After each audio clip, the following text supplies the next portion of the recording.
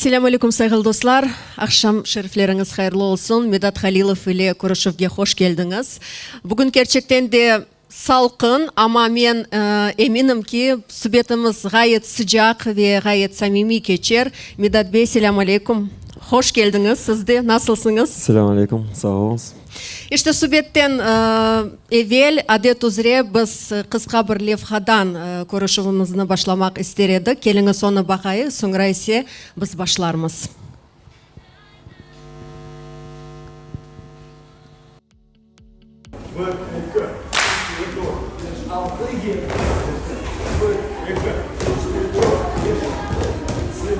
Как бы банально это ни звучало, это жизнь.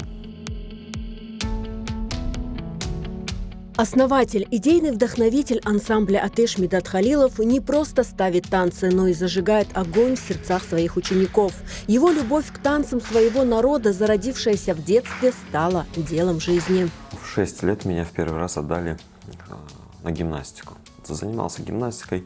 Далее бабашкиного друга дочь открыла кружок крымско-татарских танцев у нас в селе в Пожарском. И, конечно же, опять же, у меня не спрашивая, меня отдали, потому что нужно поддержать. Потом мне понравилось. Тем более я был, знаете, я был самым лучшим танцором в Пожарском, потому что из мальчишек я был самый лучший, потому что я был единственный. Bizler 92 senesi koçup geldik. O vakti Midat 3,5 yaşındaydı. 95. yılı. Bu bizim yaşayan yerimizde savhoz edi. Her yıl yaz işleri bitken son kuzda ular Dom Kultura'da toplaşıp ele bir bayram geçireydiler. Ayeskarlar oynaydı, yırlaydı. Merasimın sonunda 6-7 tane ufak kızçıklar bizim sarı anterçiklerinden çıktı. Bizim milli oyunumuzunu oynadılar. Onu görgen son ben doğrusunu aytkanda yüreğim taştı. Bu oyunların oğrayken ele bizde Hatice var koyumuzda. Son Hatice'den soradım. Benim için oğlançıklar yoktur. İşte bulara kim oğlanlar dedi. Ama son ikinci konu Midat'ın oyun takımına barıp osunu tapşırdım. Все это нравилось до тех пор, пока мои друзья не пошли на бокс. Я тоже решил заняться боксом, я понял, что да что это такое, танцы это не мужское, я пойду на бокс. Занимался боксом буквально несколько лет до момента. В 9 классе или в 10 я был, когда нас пригласили в Крымско-татарский театр на концерт «Миллеттом». Мы сидели в первом ряду, вот прямо сейчас, как перед глазами этот момент. И я вижу, как танцуют артисты балета Крымско-татарского театра, они летают по сцене. Мне это понравилось. И в этот же момент моя сестра говорит мне: ну вот видишь, Медат, а если бы ты не бросил танцы, ты мог бы стать профессиональным танцором и танцевать также на этой сцене. И вот в этот момент я переключился, я понял, что я хочу связать жизнь с танцами. Родившись в семье врачей, Медат Халилов с ранних лет почувствовал зов сцены. Его сердце билось в ритме народных мелодий, а ноги сами рвались в пляс. Этот внутренний огонь, эта неуемная энергия и любовь к танцу стали его путеводной звездой. Он выбрал путь, который удивил его близких, но который, как оказалось, был ему предначертан. Сначала был протест. Мы отговаривали, особенно я. Считала, что это за профессия, у нас все медики в семье, и должен, может быть, тоже пойти в медицину. Он категорически решил, что именно хореография – это для него. Это не мужская профессия, как ты будешь содержать свою семью, должна быть нормальная работа. Вот. Вы знаете, никогда в жизни не думал о том, чтобы заработать за счет этого. Никогда не думал о деньгах. Всегда делал, потому что это нравится. Ну и Аллах шукур, занимаюсь любимой работой, получаю удовольствие и могу прокормить семью. Встреча с искусством стала поворотной в судьбе. Вскоре, как это часто бывает, когда человек находит свое призвание, стали появляться новые возможности.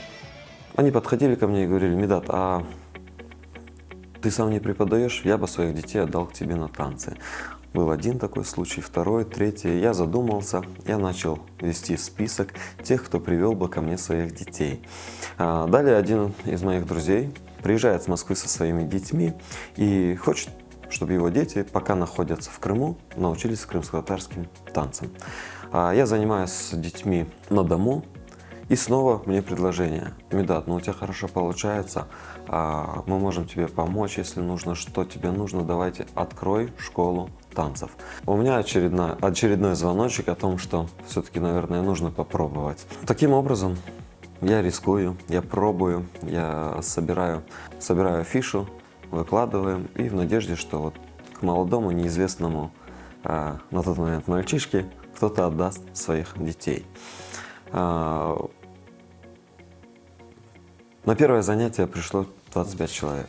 Так, в 2016 году родилось детище Медата Халилова. С тех пор Атеш вырос из небольшой студии в большой ансамбль с 11 филиалами по всему Крыму.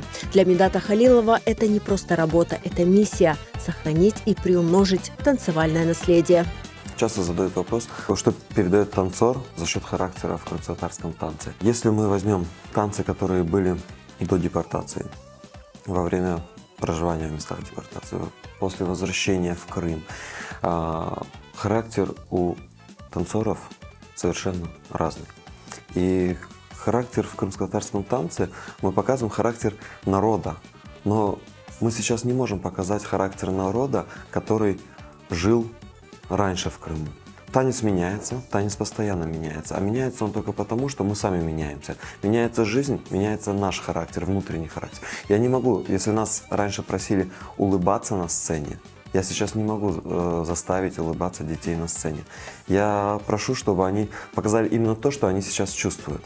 Медат подчеркивает, танец – это зеркало души народа. Сегодняшние движения отражают современную идентичность крымских татар, более уверенную и самодостаточную. Наверное, стали более уверенными в себе. И поэтому именно в танце я прошу, чтобы каждый ребенок показал свой характер. Мы не можем маленького ребенка показать характер взрослого человека. Если это более взрослые танцоры, конечно, должны быть более жесткие движения. Каждый поворот, каждый прыжок, он показывает рвение нашего народа на свободу, да? Каждый удар ногами об землю показывает привязанность нашего народа к земле. Сегодня Атеш – известный ансамбль, победитель различных конкурсов и фестивалей. Это целое движение, которое Медат Халилов с командой стараются развивать каждый день. Может быть, и правильно, что он не послушал нас, не пошел по другому пути, а именно пошел по этому пути. Я думаю, все у него получится, все получается, все получится, и мечты воплотит он в своей жизни. Я рада, счастлива за него, что он пришел к этой цели, он осуществил свою мечту. Он этим живет, он этим горит. Амбиции Медата Халилова простираются далеко. Он мечтает, чтобы Атеш стал не просто известным ансамблем, а узнаваемым символом Крыма. В каждом государстве, в каждой стране, у каждого народа есть своя такая визитная карточка. Грузия – это Сухишвили. Когда мы говорим ансамбль Вирского – это Украина. Когда балет Игоря Моисеева – это Россия. И в каждом государстве, у каждого народа есть такой свой ансамбль. Я хочу, чтобы развиться настолько, создать такой ансамбль, чтобы он был визитной картой Крыма. Чтобы говорили Атеш и понимали, что это Крым. И когда говорили Крым, чтобы думали об Атеше.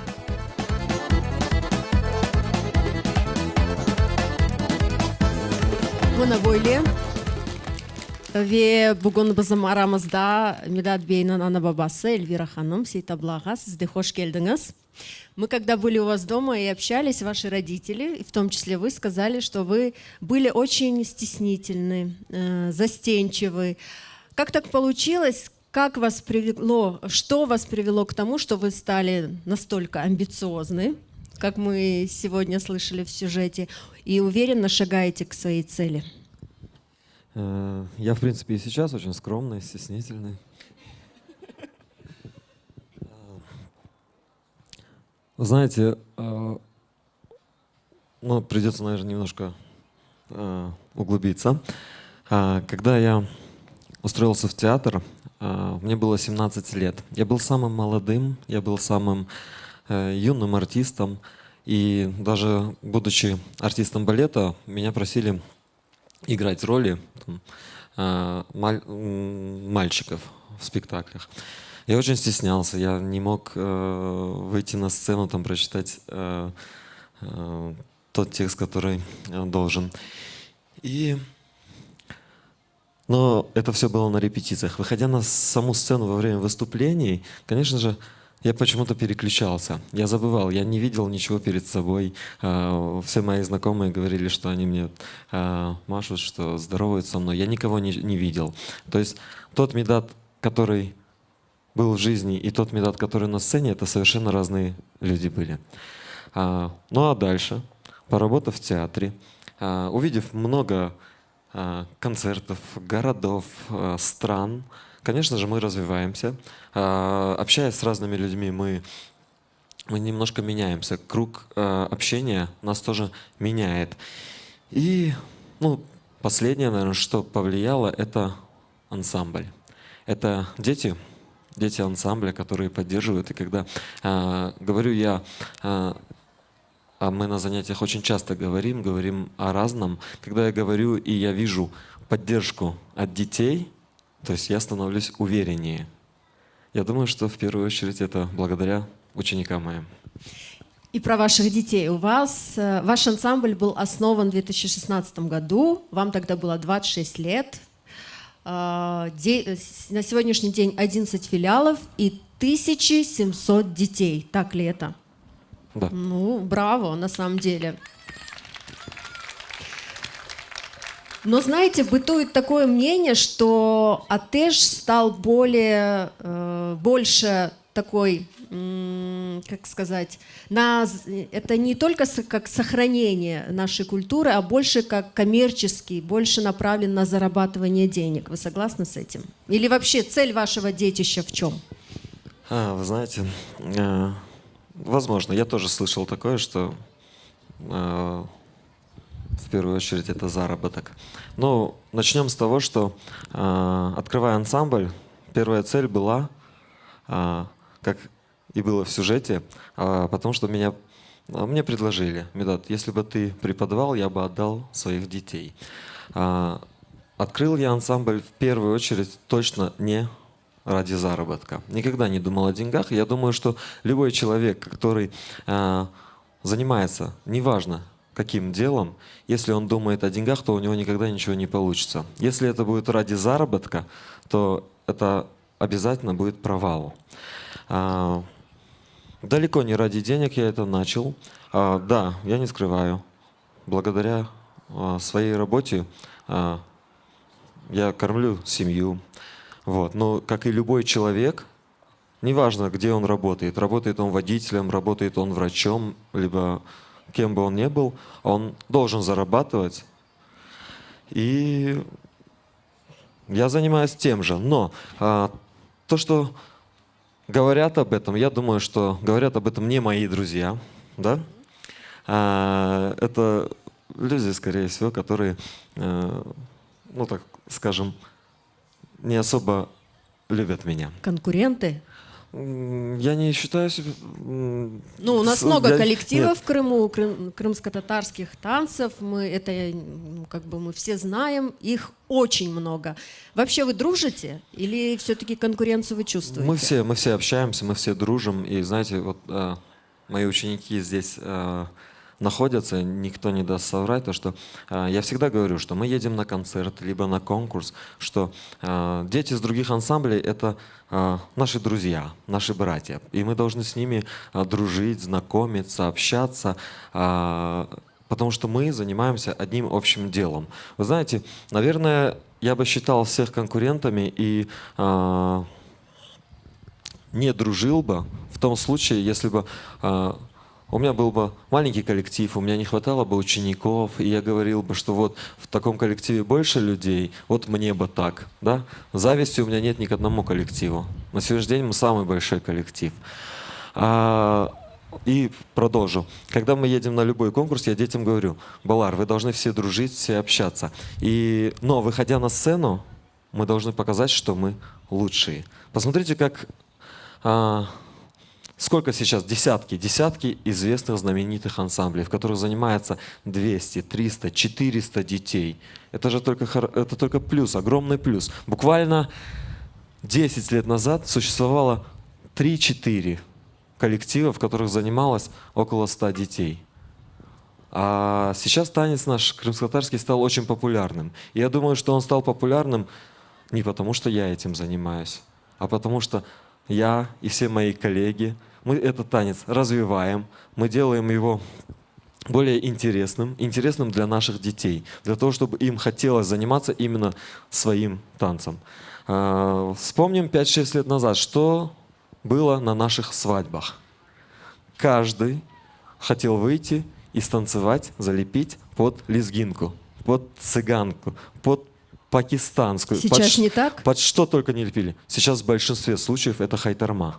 А хайтарма почему? Потому что наша молодежь научилась танцевать. И они смело могут выйти и красиво танцевать свой танец. А раньше свой танец мы не умели танцевать, и нам казалось, что чужой танец мы хорошо танцуем. Хотя если мы сейчас пересмотрим так, как танцевали 5-7 лет назад лезгинку наши же ребята на свадьбах, мы понимаем, что это просто дергание руками. А большинство детей, которые к вам ходят, они занимаются для себя, либо большинство из них потом в дальнейшем занимаются профессионально танцами? Конечно же, очень хотелось бы, чтобы все связали свою жизнь с танцами, но я понимаю, что это нереально, что в первую очередь ребенок, пришедший к нам на занятия, он приходит заниматься для себя. Он приходит для того, чтобы научиться танцевать. К нам раньше, ко мне приходили женихи, невесты, занимались танцами, они думали, что это все легко, и приходили за неделю до свадьбы и понимали, насколько это сложно, что танцевать — это не просто выйти, поднять руки. И сейчас те, кто занимались 5, 6, 10 лет назад, сейчас, как только ребенку исполняется 4 года, они приводят, и они понимают, что это понадобится. Дети, которые у нас занимаются, приходят в первую очередь либо потому что приводят их родители, либо они видят, что их друзья занимаются. Ну а дальше они... Конечно, есть такая часть детей, которая хочет связать свою жизнь с танцами. Я очень рад этому. Я буду максимально со своей стороны поддерживать этих учеников. Есть те, которые приходят из-за компании. Они дружат с компаниями и очень близко дружат. Знаете, меня очень радует, что огромные компании, они вместе ходят в кино, они вместе ходят в рестораны, они везде всегда находятся вместе. Это вот на самом деле как большая семья. Я думаю, что так. Сайгулдослар, можно задавать вопросы, если они у вас есть. Просто поднять руку, и мы вам передадим микрофон. Я хочу вернуться к коллективам. Медат Бей, у нас очень много коллективов. Не было такой идеи как-то объединиться и создать нечто масштабное, какой-то масштабный проект, масштабный танец и показать всю мощь крымско-татарского танца? На самом деле были такие идеи. Не раз мы уже встречались с коллегами. Но, к сожалению, знаете, у каждого из нас в разное время отчетные концерты. У каждого из нас запланированы на разное время выезда на разные конкурсы. Мы собираемся, мы говорим о том, что можно сделать общий концерт. Мы говорим о том, что можно снять там, на 2-3 ансамбля общий клип. Но, к сожалению, просто не хватает времени. Каждый раз, когда, к примеру, свободен один из моих коллег, значит, мы готовимся к какой-то поездке. Когда свободен другой коллега, ну, вот так получается. Ну, надеемся, что когда-нибудь все звезды сойдутся, и это обязательно исполнится. Знаем про такого легендарного хореографа, как Аким Джемилев. У Акима Джемилева было 2 мечты. Первая — вернуться в Крым, она сбылась, он вернулся в Крым. А вторая — он мечтал поставить танец хайтарма, и чтобы хайтарму танцевали 40 пар. К сожалению, он эту мечту не смог воплотить, но вы это сделали и посвятили этот танец несколько лет назад памяти Акима Джемилева. Давайте мы сейчас посмотрим этот танец.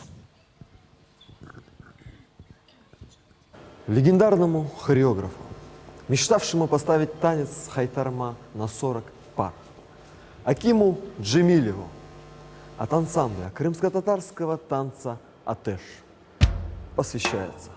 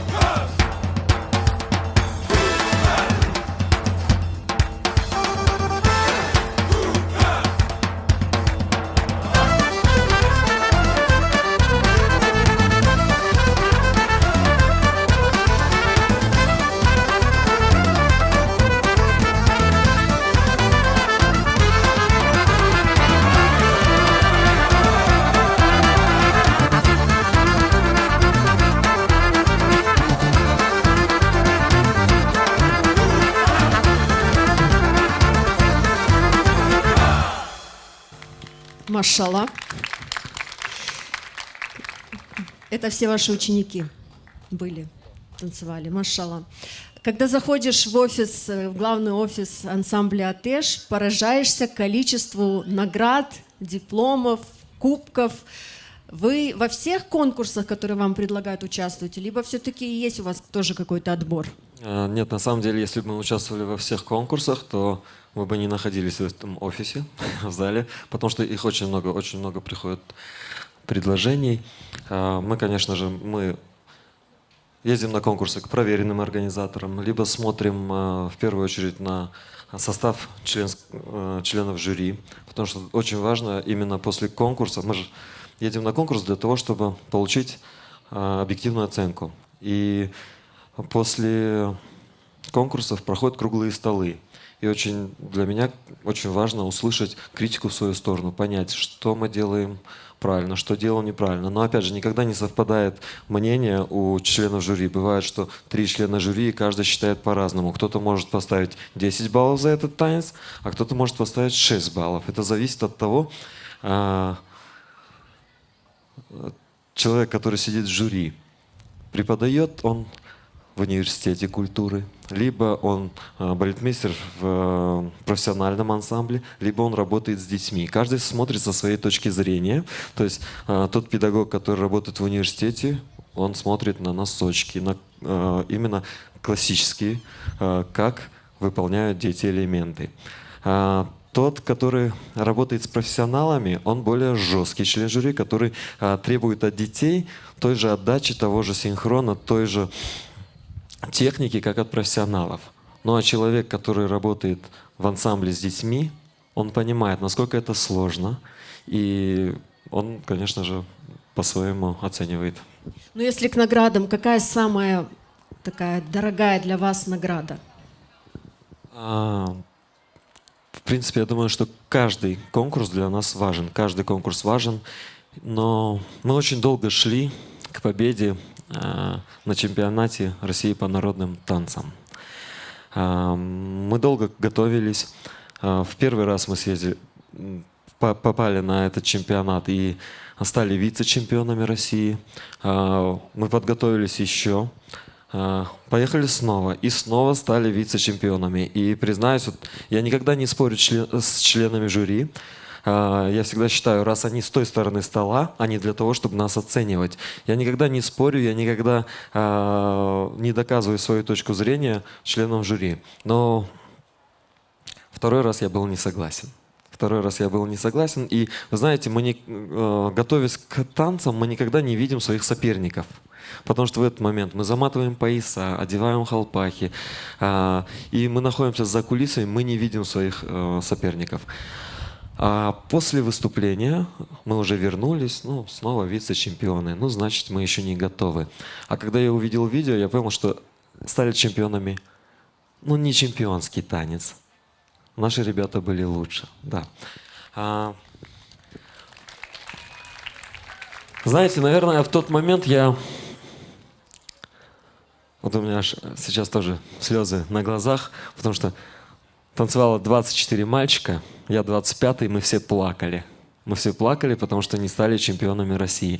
Хотя это сильнейший конкурс, со всех регионов, со всех городов приезжают разные сильнейшие коллективы. И там в каждой возрастной категории, а их всего 3, детская, юношеская и молодежная, одно первое место – чемпионы России, вице-чемпионы и бронзовые призеры. В Крыму, в отличие от этого, лауреатов первой степени раздают каждому второму коллективу за каждый танец. То есть из 200 номеров может быть 100 лауреатов первой степени, 50 второй, 53. А там одно первое место в детской возрастной категории. Большинство мечтало стать вице-чемпионами, а мы нет. Мы расплакались. И знаете, я, наверное, в тот момент отпустил руки и сказал, что я больше не поеду. Это нечестно.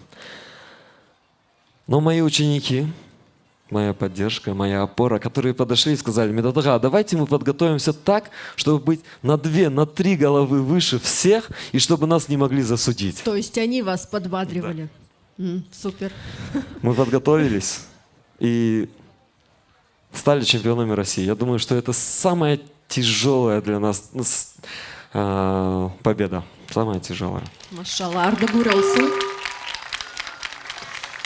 Хотелось бы вернуться к нашим народным танцам. Многие исследователи говорят, что мы сумели сохранить всего лишь 13% того, что было раньше. Это очень мало.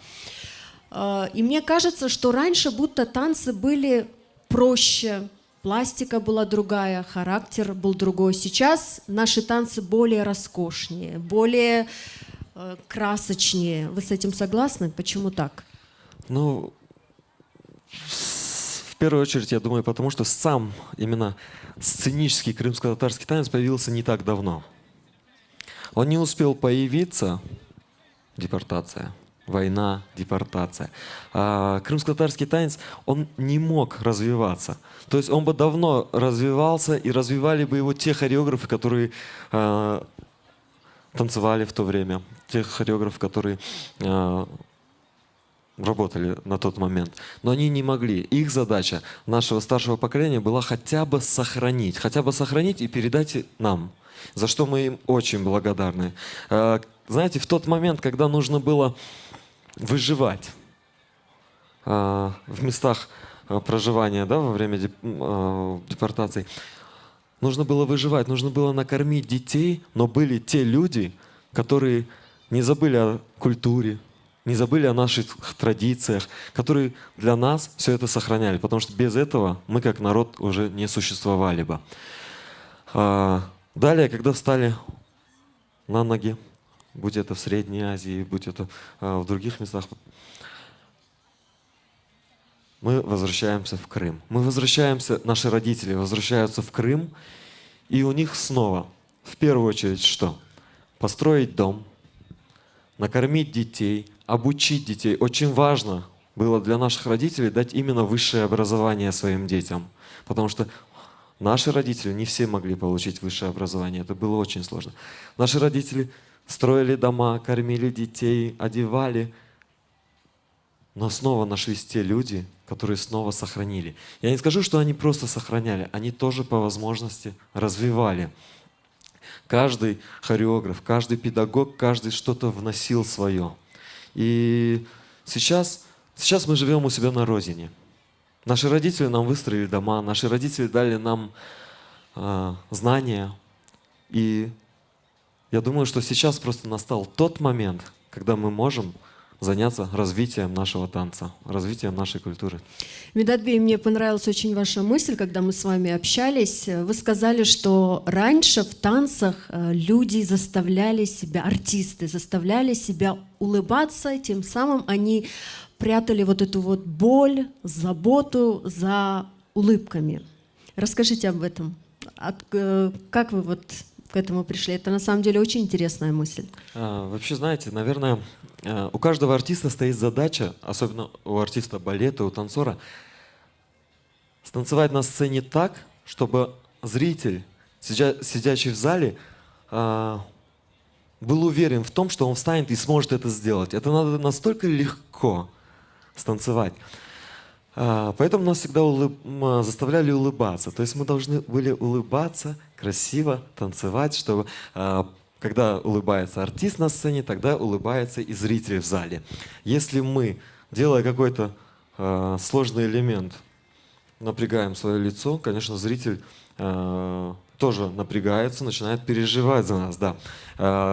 Нам, работая в театре, Мунирага Аблаев нам всегда говорил: вы должны улыбаться. Если ты делаешь какой-то элемент с напряжением в лице, зритель будет сидеть и переживать: вай гараб, а сможет ли он это сделать или не сможет сделать? Наша задача сделать так, чтобы зритель отдыхал. Лично мое мнение немножко другое. Раньше, если мы посмотрим, есть видеозаписи черно-белые, ансамбля Хайтарма, еще есть видео до ансамбля Хайтарма, здесь в Крыму старые танцы. Просто улыбка. И это не только у нас, у крымских татар, это в любом народном танце, в любом танце заставляют просто улыбаться. Этим самым мы показываем характер.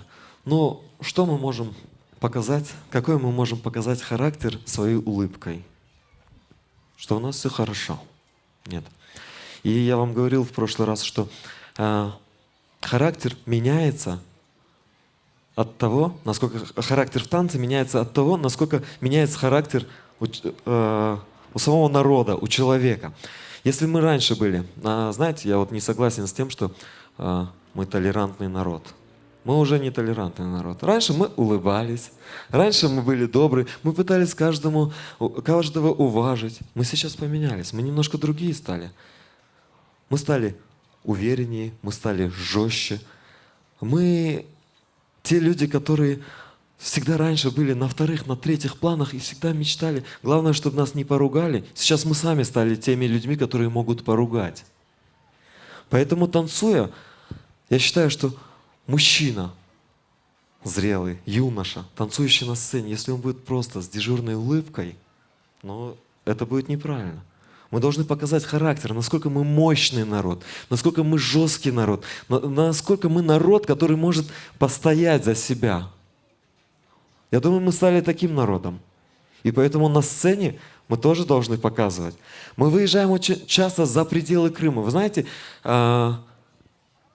приезжают танцоры из других республик, с других стран. Некоторые из них вообще впервые слышат, кто такие крымские татары. И по кому они судят, кто такие крымские татары? По нам. Мы выходим на сцену, мы показываем свои танцы. А если мы еще и побеждаем, мы показываем, что мы крымские татары, вот такие вот мы победители, что мы лучшие. Алғышлар, достар. Суалеріңіз олса, сеслендіре білесіңіз. На самом деле, очень сейчас вы классные вещи сказали, но все же, вы не боитесь, что мы вот так вот приукрашивая и привнося какие-то новшества в танцы, мы все-таки потеряем этот фундамент, который сохранили и дали нам наши предки? Вы знаете, мы не берем ни одного элемента от чужого народа. Или мы не берем ни одного элемента из народного танца других народов. Лично что делаю я? Я ничего нового не сочинил. Я не сочинил ни одного нового движения, ни одного нового элемента. Просто из тех элементов крымских татарских танцев, которых меня обучили, я собираю немножко другие связки. Если мы делали раньше батман, я не знаю, наверное, мои ученики могут меня понять. Если мы делали обычный батман, и также у нас существовал обычный прыжок, почему мы не можем это объединить? Если был поворот отдельно, был отдельно поджатый прыжок, почему мы не можем сделать поджатый прыжок в повороте? Почему мы не можем связать все элементы в одну комбинацию? То есть движения не меняются, меняются лишь комбинации? Из уже давно придуманных движений мы собираем просто новые комбинации. Медат Бей, вы очень много сегодня сказали про критику, сказали про конкуренцию. Я хотела вас спросить, как вы вообще относитесь к критике? И кто, по вашему мнению, может конструктивно вас критиковать? И вообще, чье мнение для вас очень важно? На самом деле важно мнение всех. Вы знаете, я всегда стараюсь прислушаться. Я поэтому и говорю, что мы выбираем те конкурсы, где жюри, где есть круглые столы, где жюри могут высказать свое мнение о моем танце. Ставят танец в зале, мы никогда не знаем, понравится он зрителю или не понравится. Сначала нам кажется, что он крутой и классный.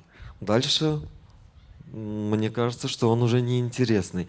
И бывают такие танцы, над которыми мы работаем год, а он оказывается просто одноразовый. А бывает танец, который мы собираем очень быстро, и он остается в ансамбле на многие года. Для меня важно мнение, наверное, в первую очередь, это моих родителей. Вы знаете, что после каждого отчетного концерта я приезжаю, и меня ждут мои родители, и мы с ними обсуждаем, как прошел концерт. У меня родители могут сказать мне, вот здесь было хорошо, а вот здесь нужно еще подтянуть. Вот. В первую очередь, мои родители. Также важно мнение родителей тех детей, которые занимаются у нас. Ведь это их дети. Ведь именно эти дети, вы знаете, на последнем концерте я говорил, что эти дети, они остались в истории. Они останутся в истории, так как именно они помогают развиться нашему крымско-татарскому танцу. И развивается наш танец благодаря нам, педагогам, благодаря детям и благодаря родителям, которые всегда протягивают руку помощи, как нам, так и детям. И хочется снова посмотреть на ваших детей. Давайте посмотрим, это, кажется, с последнего конкурса номер, потом вы его прокомментируете.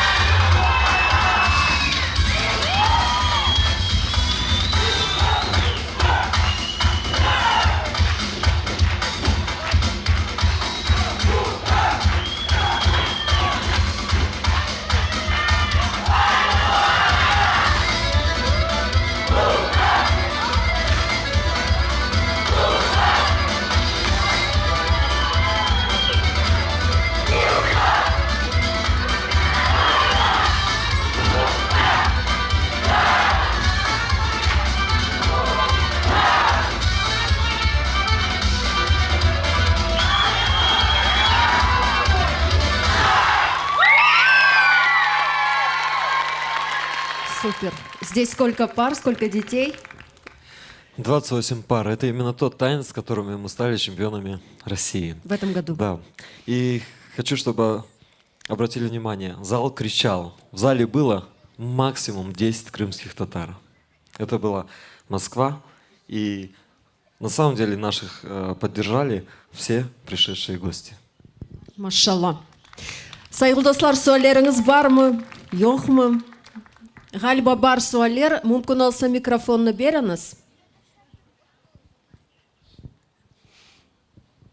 Буйрыныз.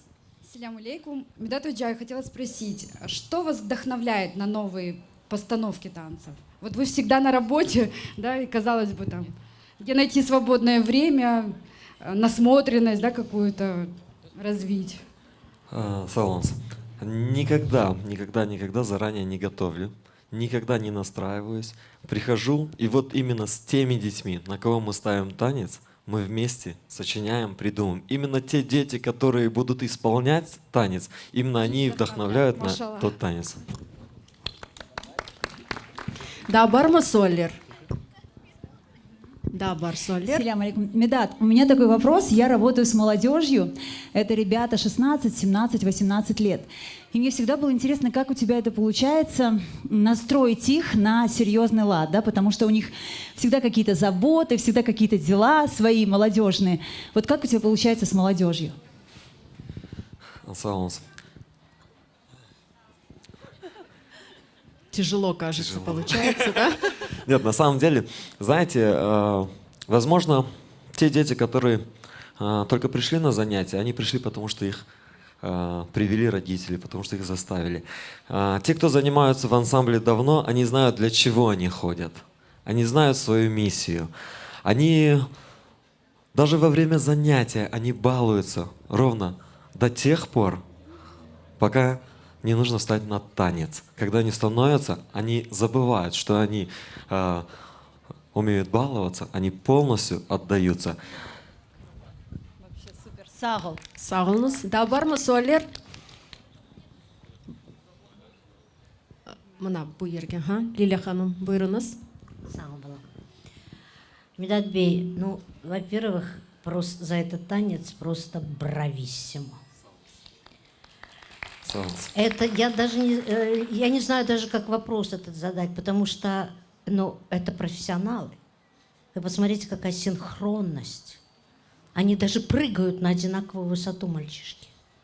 Это не у каждого профессионального ансамбля так получается. Как вы, сколько времени вы работали над этим танцем, чтобы такого ошеломительного результата добиться? Занимались мы и готовились к этому чемпионату очень долго. Знаете, мы тренировались, если эта группа занимается 3 раза в неделю по 2 часа, ну это в обычном режиме, а обычный режим бывает очень редко, они постоянно куда-то готовятся. Перед чемпионатом мы готовились, занимались почти ежедневно, и тренировки доходили до 8 часов в день. Дети приходили на занятия с утра. Даже на последние 10 дней мы отпрашивали детей со школы, дети не ходили в школу, они с утра приходили, и с 9 утра у нас начинались тренировки. И знаете, это вот, наверное, только благодаря таким тренировкам дети становятся одной семьей. Когда они все вместе рано утром приходят на занятия, когда они все вместе идут обедать, когда они с обеда приходят, когда они все уставшие. Вот в этот момент они вообще перестают баловаться, перестают отвлекаться. Но когда поставлена цель, мы к ней идем. И знаете, вот родители воспитывали так, что... И меня воспитывали так родители, и я сейчас воспитываю своих учеников, что в любом деле нужно быть либо лучшим, либо не быть вообще. Я думаю, что вот именно это мотивирует наших детей. Они хотят быть лучшими, они стараются, и они все для этого делают. Машалла. Саламат. Да, бар ма сөйлер, достар? Анда ғалба. Жоқ? Медатбей, вот вы сказали, как в Москве вас приняли. Если бы вам пришлось бы на весь мир представить и рассказать о крымских татарах, о нашей судьбе, о нашей истории, какой бы вы танец продемонстрировали? Знаете, у нас, у крымских татар, существует несколько танцев, таких вот довольно известных. Но я думаю, что самый любимый для нас, самый важный танец, с которого начинается любое мероприятие у крымских татар. Танец, в котором показана и боль народа, и радость, и нежность, плавность наших девушек, темперамент наших мужчин. Это Агырова Вехайтарма. Танец, в котором собрано все. Ну, а если бы крымско-татарский танец умел бы говорить, какую бы вы историю рассказали? Историю своего народа, начиная от появления нас. Ну, возьмем вот народа, довоенный да. период и по сегодняшний день. Какую бы вы историю хотели рассказать? Я думаю, вопрос такой, знаете, наверное, рассказать о боли нашего народа, о том, о чем мы никогда в жизни не забудем, потому что нам это передают наши бабушки, дедушки, родители. Наверное, историю о депортации нашего народа. И в продолжении о любви к своей родине, о любви к своей родине. Медатбей, кроме Атеша, у вас до этого была работа, 12 лет работы в Крымско-татарском театре. Там вашим наставником был Мунир Ага Аблаев. Расскажите про этот период немного. Я начну раньше. Да, конечно. Крымско-татарскими танцами я начал заниматься, наверное, в 7 лет. Да? В 7 лет. Да, говорит Эльвира Ханум. Начал заниматься в Пожарском доме культуры, где преподавала танцы мне Сулейманова Хатиже Руштиевна.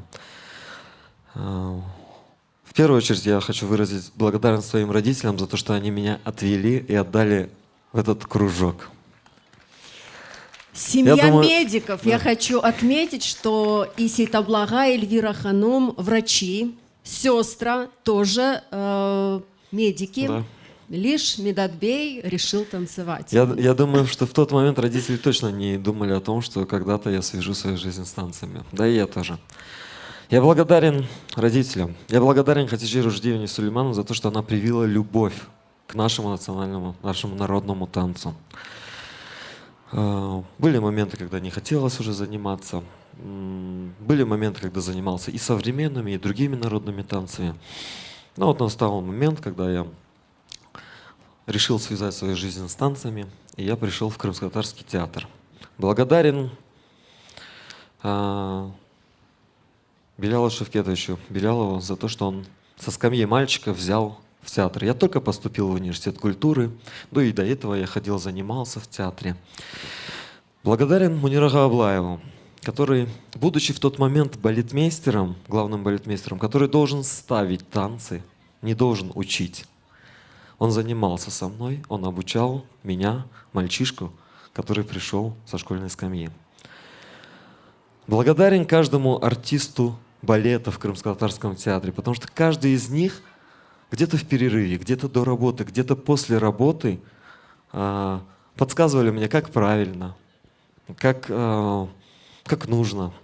Вы знаете, я пришел в 17 лет в театр, в балет-театр, в котором работало 13-14 артистов балета, профессиональных артистов балета, закончивших университеты культуры, а я пришел туда мальчишкой.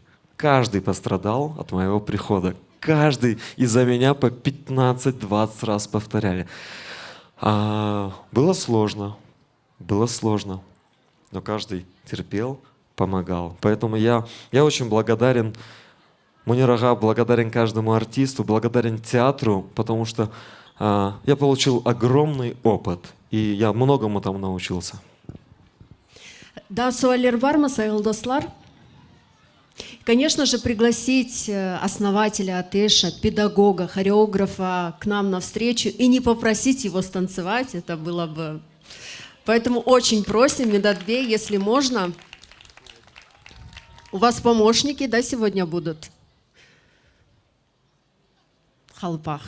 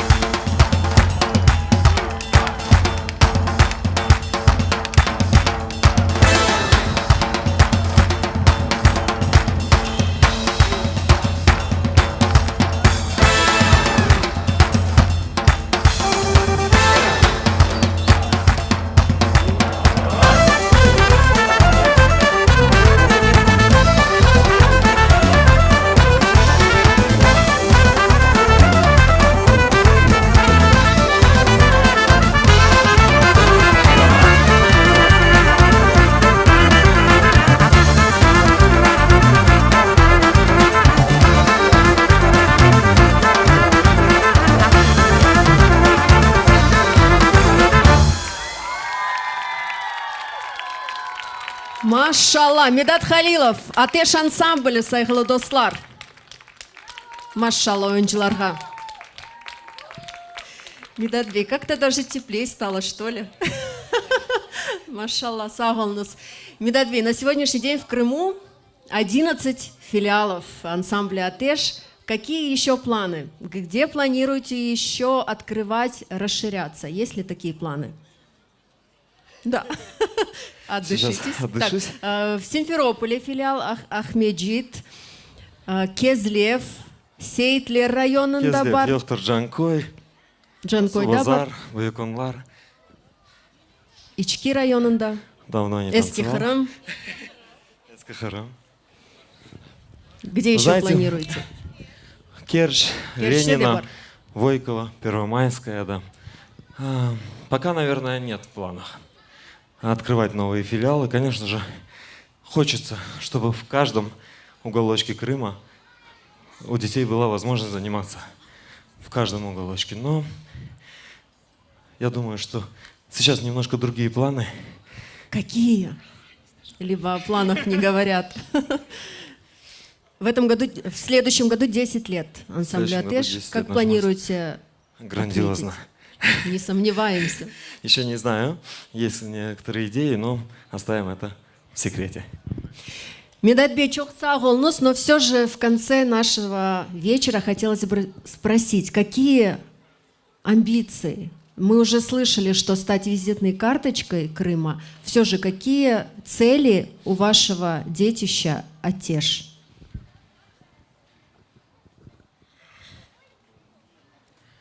Ну, вы знаете, мы, занимаясь танцами с детьми, мы сохраняем наши традиции, наши обычаи. Каждый раз, ставя постановку, либо перед каждым праздником, мероприятием, мы с детьми общаемся. Мы с детьми общаемся о том или ином празднике у крымских татар. Тем самым дети что-то узнают новое, что-то закрепляют. И, наверное, знаете, мы кроме того, что учим танцевать детей, мы немножко их воспитываем. Воспитываем как крымских татар. И чем больше будет заниматься детей народными танцами, не только у нас, в каждом, в любом ансамбле, тем мы, как народ, будем крепче стоять на ногах. Мы будем более уверены в себе. И наша нация будет жить, развиваться и процветать. Машалла. Böyle maqsadlarnen gerçekten de gayet mündereceli maqsadlarnen inşallah siz öz maqsadınızga erişirsiniz. Çok sağ olunuz yapkan işiniz için. Meni seçimde bu yerge Karadeniz Production Studiyasının general müdür muavini Lila Budjurova'nı davet etmek istedim.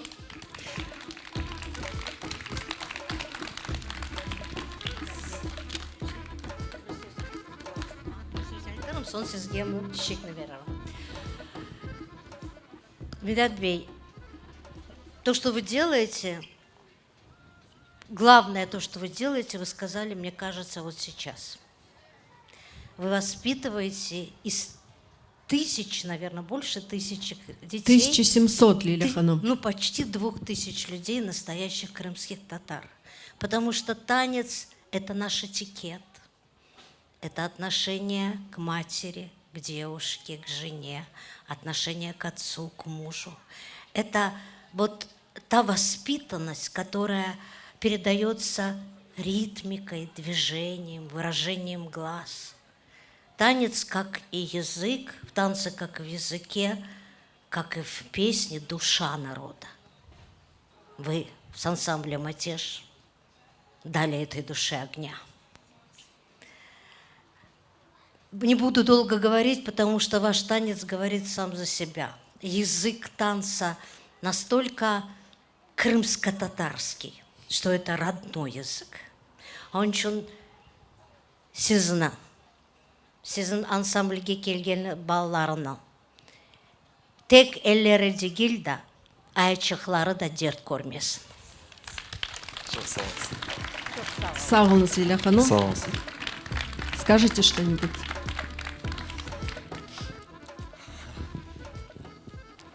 Ну, что я хочу сказать? Я благодарю каждого. Я благодарю каждого, кто сегодня пришел поддержать Чохсалаунс. Только вместе мы сила, вместе мы все сделаем. Чохсалаунс. Хочу поблагодарить, конечно же, Karadeniz Production за приглашение и за... Я понимаю, насколько...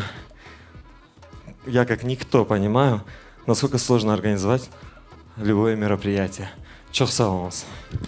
Çok sağ olunuz Медат Бей. Ateş tek oyunlarınızda değil de daima hem gözlerinizde hem yüreklerinizde yansın, parıldasın ve bu ateşini siz bizim halkımızga da bağışlaysınız.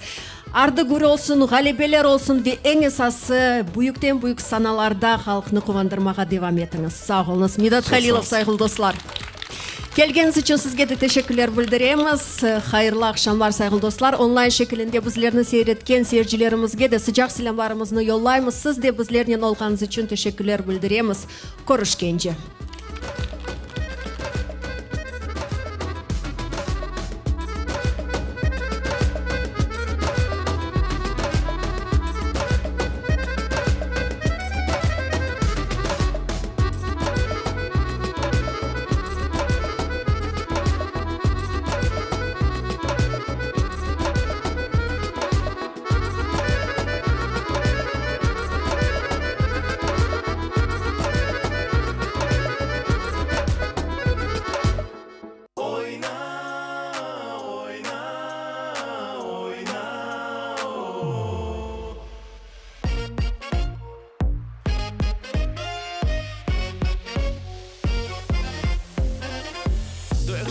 Şen olsun, yürekler sevgi dolsun, herkese hayır olsun, yaşasın.